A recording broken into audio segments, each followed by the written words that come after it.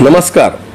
पूर्वीच्या काळामध्ये माध्यम, वृत्तपत्र, चॅनल हे काही धनदांडग्यांचे, व्यापाऱ्यांचे यांचीच मक्तेदारी असलेले असायचे। पण या वाढत्या टेक्नॉलॉजीने किंवा बदलत्या युगाने सर्वसामान्यांनाही आपली बाजू मांडण्याचा, आपले प्रश्न मांडण्याची संधी व्यासपीठ उपलब्ध करून दिलेला आहे। याच व्यासपीठाचा उपयोग करून गेले 3 वर्ष महाराष्ट्र 24 न्यूज नेटच्या माध्यमातून आम्ही तुमच्यापर्यंत ग्रामीण भागातले वेगवेगळे विषय, वेगवेगळे प्रश्न आमच्या क्षमतेनुसार तुमच्यापर्यंत आणून ठेवण्याचा प्रयत्न केला आणि त्याला तुम्ही भरभरून प्रतिसाद दिला।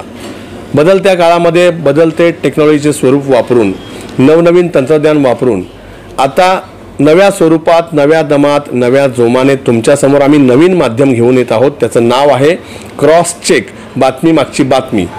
कोणतीही बातमी ही फक्त बातमी नसावी, तर त्या मागची सत्यता असावी, ती बातमी खात्री केलेली असावी, ती बातमी तुम्ही न पाहिलेली असावी।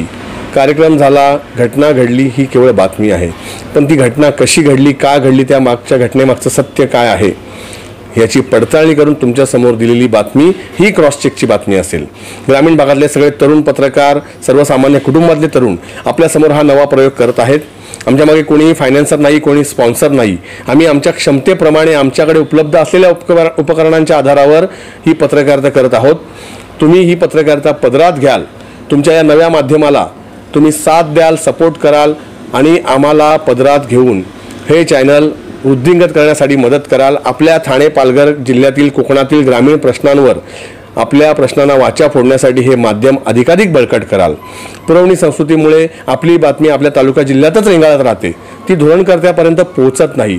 आपले प्रश्न, त्याचे तथ्य, त्याचे फॅक्ट्स, त्याची आकडेवारी या सगळ्याचा लेखाजोखा घेऊन अभ्यास करून आपले प्रश्न आपण या पटलावर आणणार आहोत आणि ते प्रश्न सोडवण्यासाठी आपण एक दबावगट तयार करणार आहोत आणि तो दबावगट असेल तुम्हा सगळ्या प्रेक्षकांचा। तुम्ही या चॅनलला सबस्क्राईब करा, शेअर करा। लवकरच तुमच्या भेटीला येत आहे एक नवं कोरं माध्यम, क्रॉस चेक, बातमी मागची बातमी।